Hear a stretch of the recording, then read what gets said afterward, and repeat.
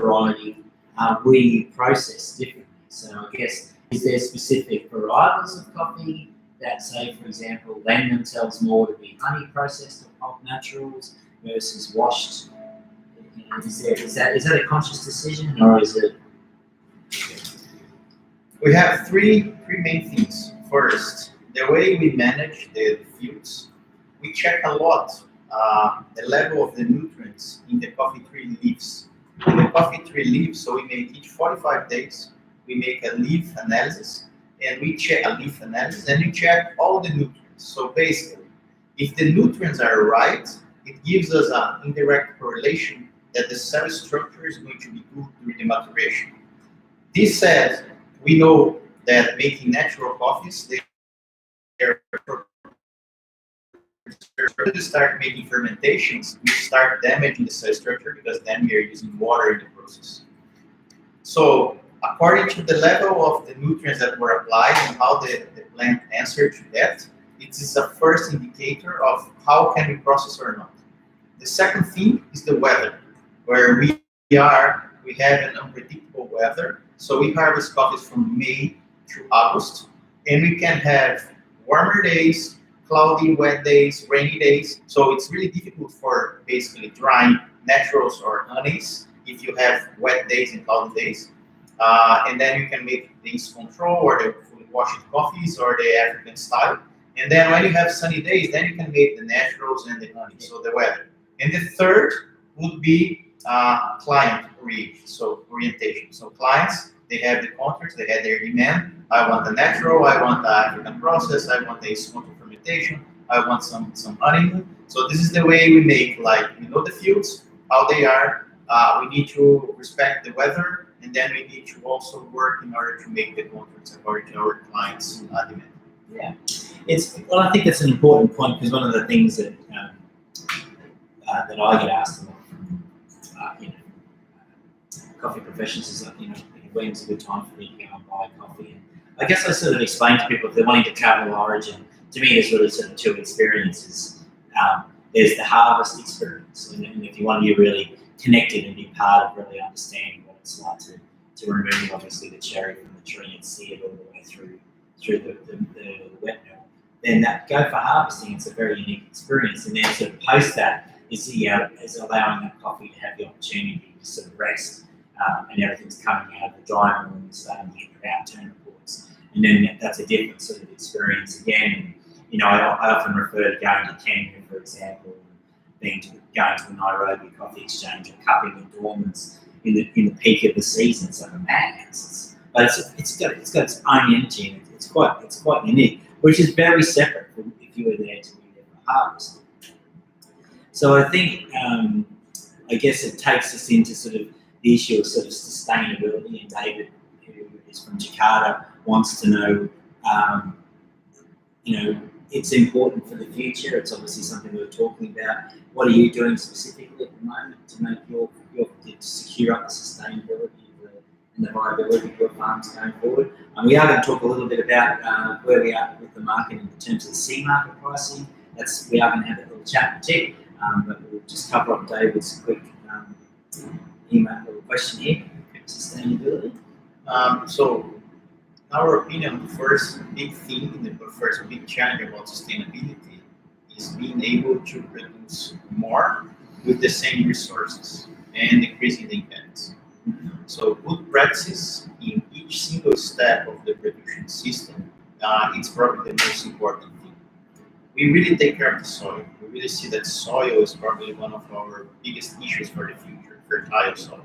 So we increase the organic matter, we apply lots of mulching, we make organic compound with everything we take from the coffee rust, coal, the water, we treat the water, so we apply this biofertilizer in the fields. So basically, soil, the health of the soil, the health of the plants, because then we can be effective on producing more with less. The second thing about sustainability is about people, how we impact people, how we train people, and how we change the surrounding communities, because it's going to be really close where people don't want to farm anymore. They don't want to stay in the fields, even with the technologies we have nowadays. If you cannot change the way we're doing things, it's not sexy anymore to be a farmer. You don't want to take the risk. You want to go to the city. You have all the facilities. So taking care of people and engaging them in what they are doing and giving this value for this kind of work, I think it's a big part of the sustainability. And then the impact on the community. Show the community how coffee can really change lives and how can we connect with the world through the coffee chain. Yeah, I mean, a lot of what we're sort of reading at the moment is certainly not painting a fairly positive picture for coffee going forward into 2050. Obviously, with a lot of a lot of the information coming into the market at the moment, that we're now at equilibrium, that supply is now equal demand, and if we continue on at sort of our current, even at a modest growth rate of 2% per annum, looking forward to 2050, look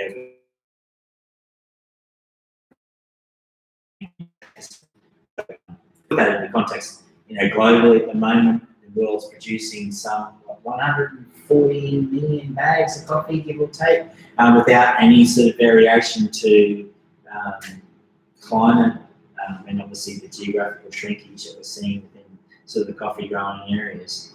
And then so, I guess part of those sort of challenges is like how do we get more out of it? And with the C market pricing where it is at the moment, with the pricing anchored as low as it is, how is this motivating you to kind of stay in business and wanting to continue to be a coffee farmer? On one side of the picture, we know we have a growing demand, but at the same time, you're under threat from pests, the environment, the market's financially engineering against you. So love out the dust, but outside of that, why? One of the big things that we see, of course, the way the market is now, it's difficult. And people sometimes they think just about Central America or Africa. They don't think that Brazil can also have a problem and yes. Because the two things that we have is the C market and the currency. So we need to check how is the currency in each one of the producing countries. And exactly now, most of the producing countries, each single bag that a farmer sells is having a loss. It's not winning. So this is a tremendous bad impact for the chain, because if now the price is really low, farmers from around the world, they're not going to reinvest in the farm. And in 2 years, you're going to have a big problem of supplyability. Not only this, we have this climate instability. So when we think about sustainability, one of the things we need to understand is that good practices, no matter what is the risk you have, if it's a frost, it is a drought, you need these good practices in terms of giving the farmer the best condition to face it with lower impact. So when you have good organic matter, if you don't have compactation, if the fertilization is good, you have healthier plants that they can behave your best. But the most important thing that I see from my perspective is that nowadays we have a big disconnect with consumers. So consumers, the ones that pay more for the coffee, they have this deeper understanding. But we have lots of consumers, they don't know that coffee is probably not as a soft drink. Coffee is a product that should not be as a commodity. You have lots of hands that are involved in this, lots of hard working. And I think the only way we can change this for farmers is advocating this and exposing and changing, showing this for the consumers. So each one of the consumers, when they have a beautiful cup of coffee, they know all the hard work that was made, and they can better evaluate the job that farmers are doing. I still really worried if friends of ours selling their farms and quitting the job all over the year, the world, because the price as it is now, it's really bad for farmers. Yeah, I think I think now more than ever, it's fairly challenging. I was very fortunate to be involved in the debate recently at one of the local universities here. And one of the things I guess I was kind of challenging the audience was that we have a lot of focus at the moment on our sort of social footprint in terms of coffee cups and waste and and then obviously making sure that our coffees are fairly traded and sort of, I guess, responsible sort of agronomy practices in terms of its growing, and we're looking after the environment.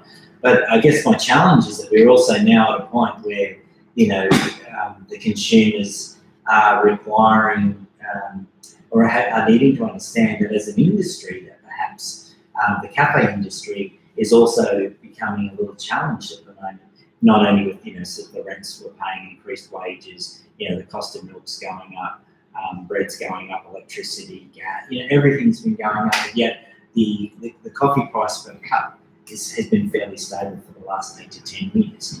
And so business owners, and particularly a lot of our customers, our partners here at Wolf Roasters that we deal with, they've made a very deliberate decision to work with us because they know that we work with people like yourselves and others, and we really are very fastidious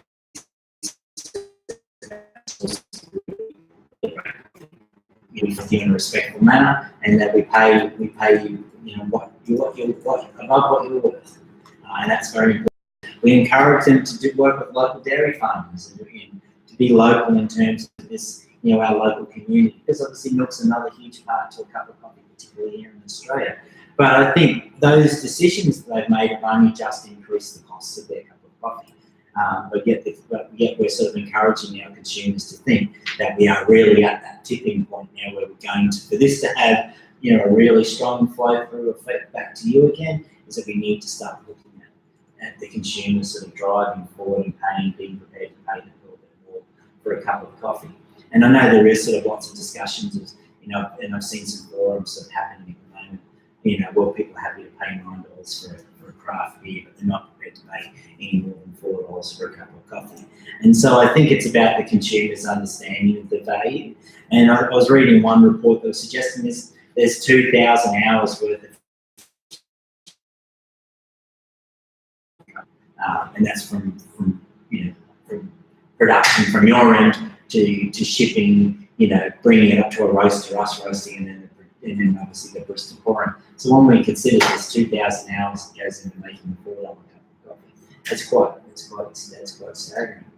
So I think the industry and coffee as itself is definitely, we are at this kind of nexus now, and I'm glad that you've kind of shared that. We'll continue to keep supporting you, absolutely, and we will do our little best that we do here in Brisbane.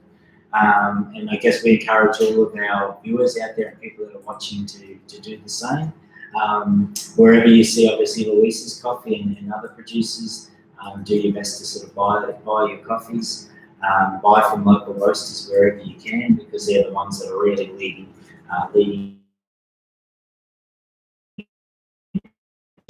From our customers, I'm ashamed of plug coming up now.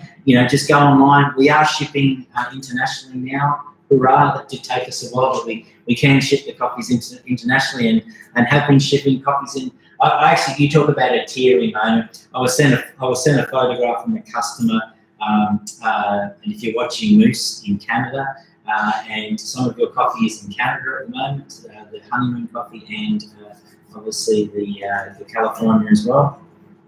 And to see my coffee in Canada was really quite nice, and there's bags and bags of it. So, if you're interested to try any of these coffees, then please go online to our online store.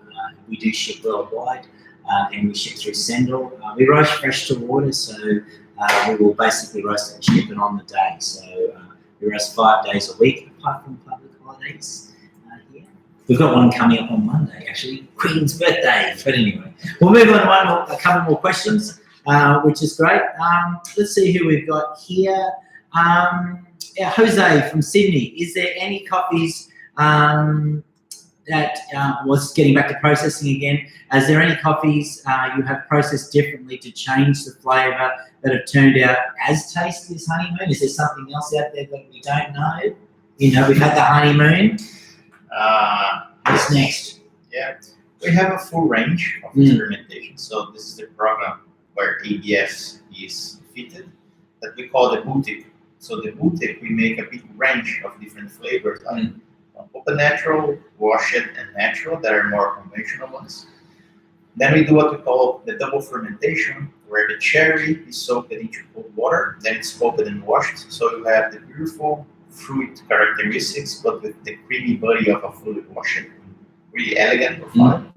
We We have what we call the cold soak, where the cherry is soaked into the cold water, and then you have a huge profile of fruit with more balance and elegance than just a natural. We have the African style fermentations that we make with Aida. So what we call the Kenya style, the Ethiopia style, and the Burundi style. So from the crispy acidity from the Kenya, a better balance in the Burundi, and then you have the creamy body from the Ethiopia. We have the honeymoon, yeah, and there is a new one for next year.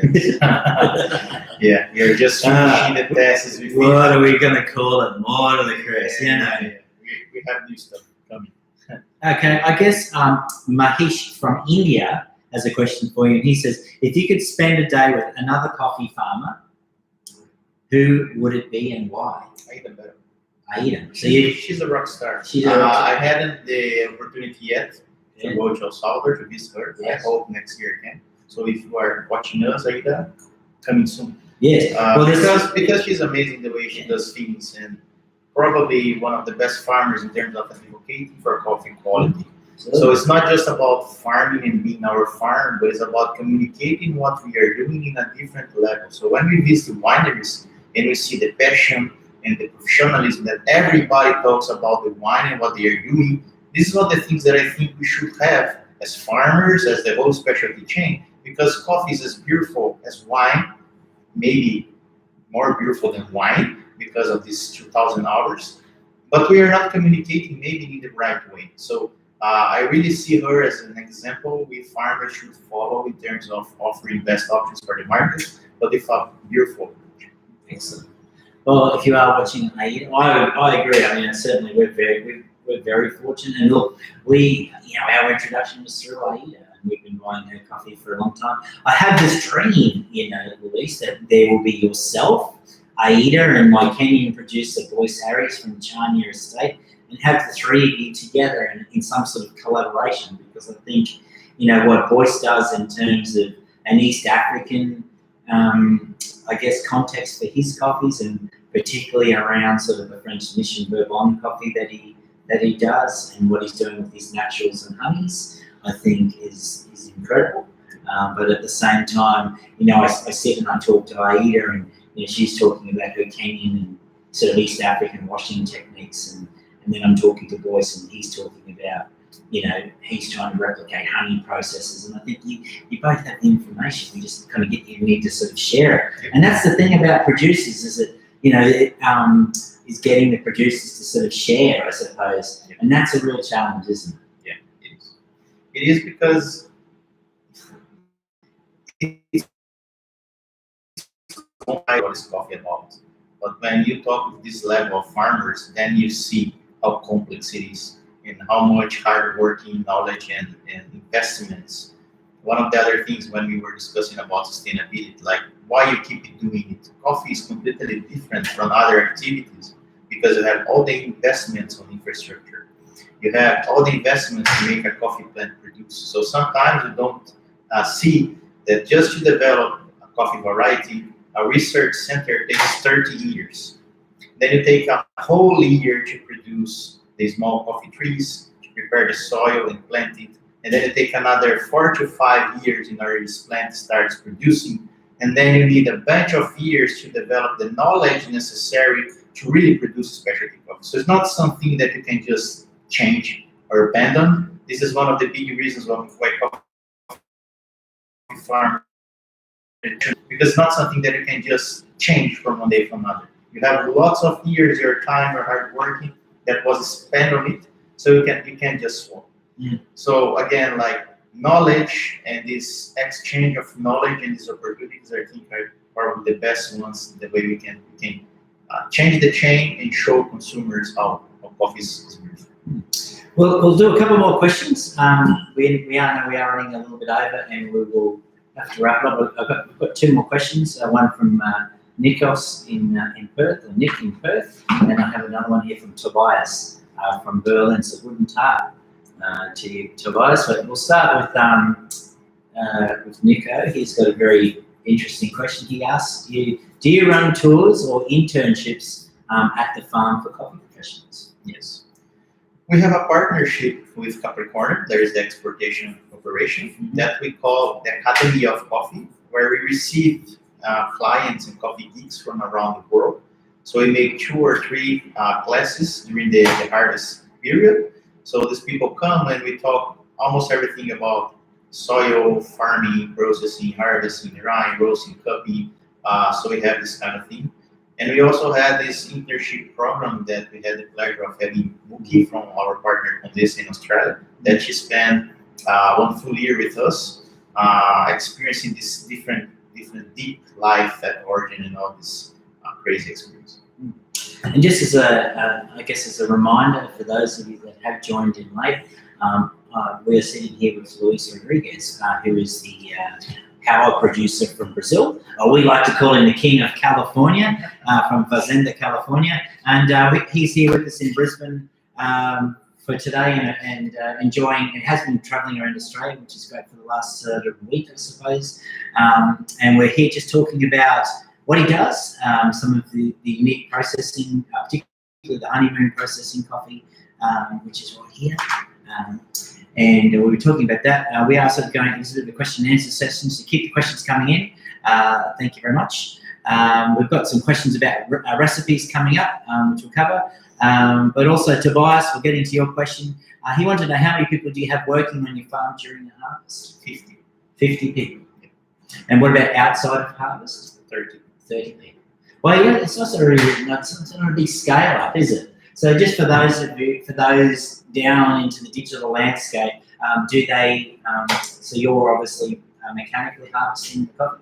Part of it. So we have like selective picking. We have these 20 women that they make these nanolots project, and we have a mechanical selective picking with machines. So we harvest the plants 3 times. It's a different model that we developed in the farm, where we just first harvest the top, then the middle, and then the down part of the plants, really gentle with high speed and low amplitude in the stickers. Excellent. Well, it is, and I think the thing for people to understand is that a lot of what sort of determines the picking, the numbers of pickers, or the type of picking requirement is simply just the geography and the topography of the land. And if you are basically growing the coffee on the side of a mountain, then it's fairly difficult that we're going to be getting any sort of form of traditional mechanical harvester up there. There are the sort of hand harvesters, I guess, with the little fingers on it.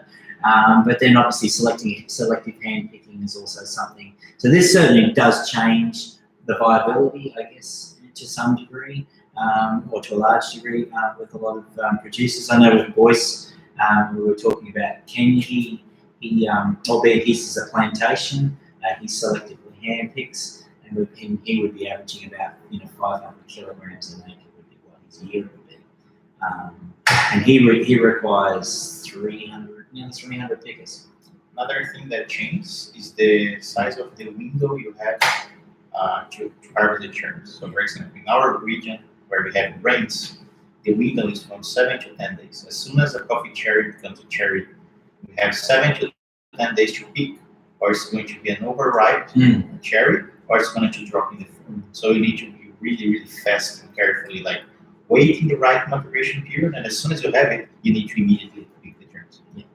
I have a question here from Genevieve from the UK, and she wants to know, would you brew the honeymoon coffee differently because of the processing method? We did have a bit of a chat about this before we came on, and Luis kind of kindly deferred it sort of my way in. And I guess part of the reason with any sort of how we roasted it. So we know here from our perspective, we roast specifically for espresso, and we also roast for brew style coffees or filter brews. And so we really sort of focus in around kind of getting the best results for that. I guess most of the guys here would say for filter coffee, we are sort of brewing at around about 70 grams a litre, I guess, for a filter brew. We do have specific recipes for AeroPress and Chemexes. I'll be honest, I don't have them off the top of my head, but we will post something up online about those shortly. But definitely, I think when it comes to the recipes of coffee, it just comes down to what you like and what tastes you have, but really considering about how you're brewing it. And in our instance, we buy for the brewing styles. We are going to be concluding very, very soon. So I just want to wrap up today. We do have a few people on home. We want to say thank you. We see some more people coming in from Vietnam. I can also see Argentina as well. So thank you for joining in. It is I can't read that. I need my glasses. It's 3 a.m. somewhere, and they're watching a video. I think it says Christian. Good on you, Christian. Thanks for joining in, mate. That's great. But finally, I just want to say it's a real pleasure to have you in. We've really enjoyed the chance to have a chat. We'll have this posted up in all its glory on our normal YouTube channel. And we're saying thanks very much again. It's been a real pleasure and an honour to have you here and have you share just a little small bit of what you do. I mean, we could sit here, to be perfectly honest, everybody, and talk for hours, but we just can't. But it's been a real joy. It's been a real pleasure to have you here. And for those of you that are in Brisbane and watching this at the moment, I do want to say we are having an evening this evening with Luiz, where he is going to be going into this in a little bit more detail. We'll have his coffees here to taste. We also have some lovely coffees available here from Brewdog, the guys at Brewdog. Thanks very much. So it's going to be a great night. We're really looking forward to really just allowing to shine the light on the great work that you do and also the people within your organisation. So thank you very much for being part of this afternoon's evening, and we want to say thank you for watching, everyone, and we'll be signing off for now and say see you later. Thank you very much. Bye-bye. Bye.